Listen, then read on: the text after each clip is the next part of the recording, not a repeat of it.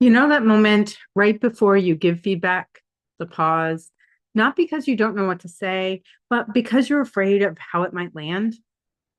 I remember early in my career, one of my RBTs had a habit of saying, "good job," with the same flat tone over and over again.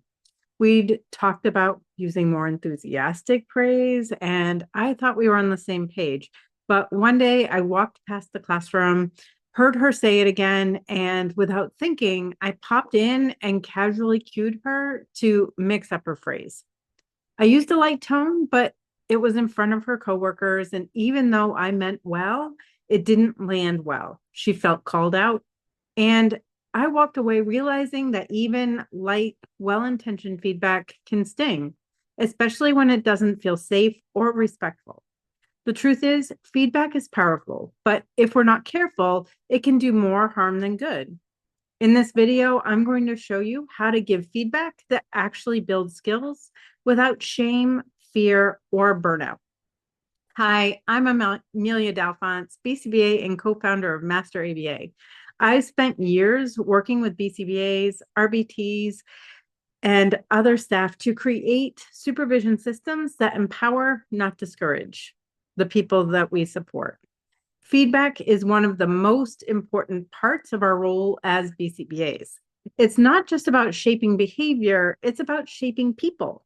We're not just supervisors, we're coaches, mentors, support systems. And yet, most of us were never really taught how to give feedback in a way that feels actually supportive. Traditional feedback often centers on what went wrong. It corrects without connecting. And when that happens, people stop listening. Or worse, they start performing just to avoid being corrected. They lose trust, they lose motivation, and eventually they just leave.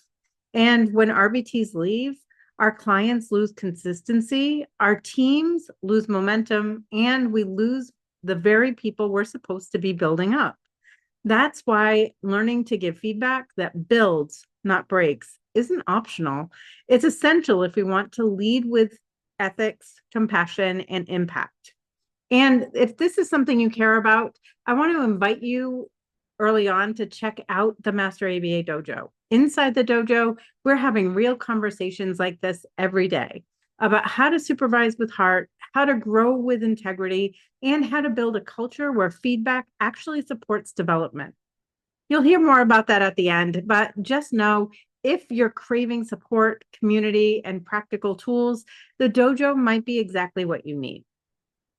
Let's start with what we need to let go of. The first thing is the feedback sandwich. People see it coming a mile away. It often feels insincere, and the positive parts get tuned out. People don't understand the message you're trying to convey. Did they do well or not?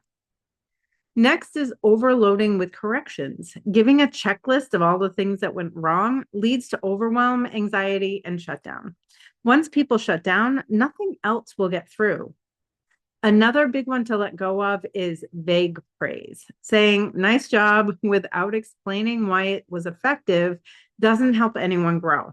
And there's one more, public correction. Like in the story I just shared, even if it's well meaning, correcting someone in front of others can feel humiliating. These strategies can feel safe for the BCBA, a way to check the supervision box, but they rarely feel safe or productive for the person on the receiving end. So, how do we give feedback that builds skills instead of shame? It starts with a mindset shift. Feedback is a collaborative process, not a one-way evaluation. You're not there to catch mistakes. You're there to build competence, boost confidence, and support growth. When we lead with curiosity, compassion, and connection, we create a foundation of trust. And that trust makes feedback feel safe. People don't resist feedback when they know it's coming from someone who genuinely wants to help them succeed. And here's something many BCBAs miss. We often assume that everyone wants to receive feedback the same way. But just like our clients, our team members have different preferences, learning styles, and emotional responses. Take time to ask your supervisees how they prefer to receive feedback. Would they rather have immediate verbal feedback, a written summary after the session, or a private conversation later in the day? You can even send a short Google form at the start of supervision asking questions like, do you prefer real-time corrections or scheduled feedback sessions? Would you like written notes, verbal coaching, or both? What kind of feedback motivates you most? In fact, we created a downloadable tool you can start using right away. The 111 feedback framework. It gives you space to record one strength, one area for growth, and one follow-up question. And it includes a simple checkbox where your supervisee can indicate how they prefer to receive that feedback.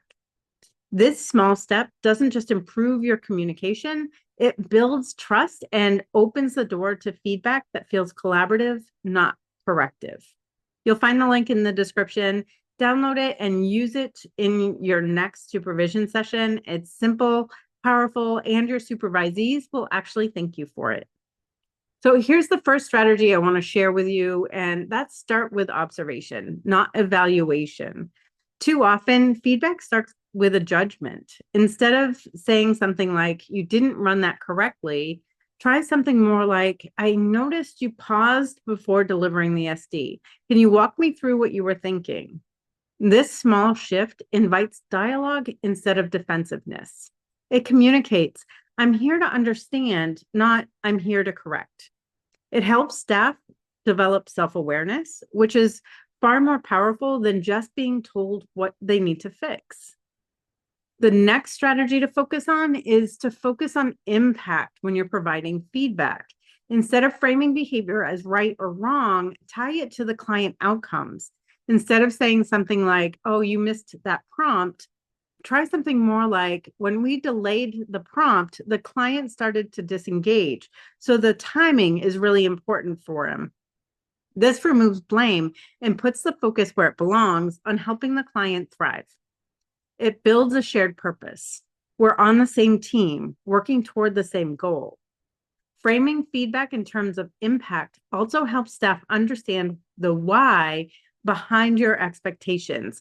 It's no longer just about following a protocol to avoid correction. It's about doing what's best for the learner in front of them.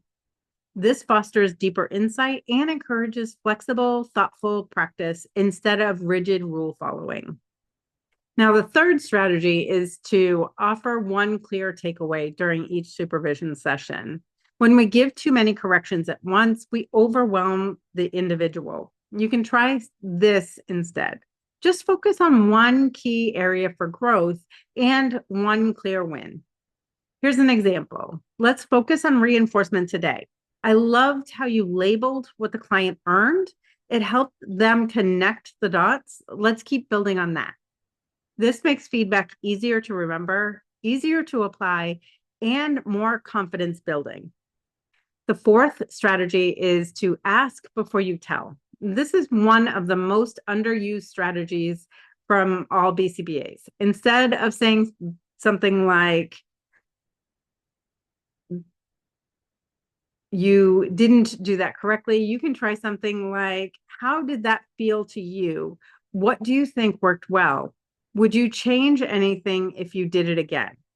When we give people space to reflect first, we show respect for their insight, promote self-evaluation, and make it more likely that they're going to accept and apply any suggestions we provide. It turns feedback into a conversation and not just a correction. And the fifth and final strategy is to follow up thoughtfully. One piece of feedback, even if delivered perfectly, isn't enough. Follow up in a way that shows you care about progress, not perfection. You can try something like this. I've been thinking about what we talked about last week. Have you had a chance to try that strategy again? And how did it go? This reinforces that growth is an ongoing process and you're in this together. It also helps to normalize feedback as a regular part of the learning cycle, not a one-time critique. Feedback isn't just about performance, it's about relationships, retention, and respect. When RBTs feel supported, they actually stay in their role longer. They grow faster and they show up more fully for their clients. When you create a culture where feedback is safe, specific, and strength based, everybody benefits. Clients thrive and teams collaborate together. And you become the kind of supervisor that people trust and actually want to learn from. So the next time you give feedback, remember this: you're not just correcting behavior, you're shaping a professional.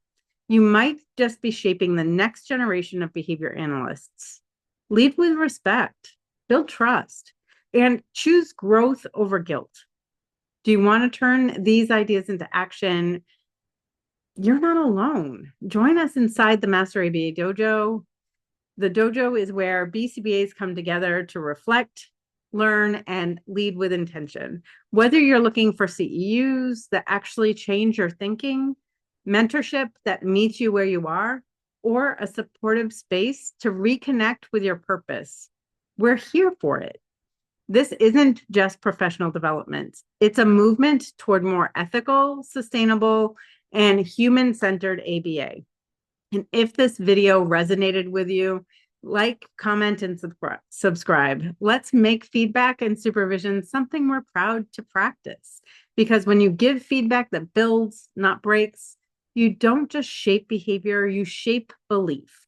You show your team they're capable, that they belong, that you're in this together. And that kind of feedback is what makes people stay and grow.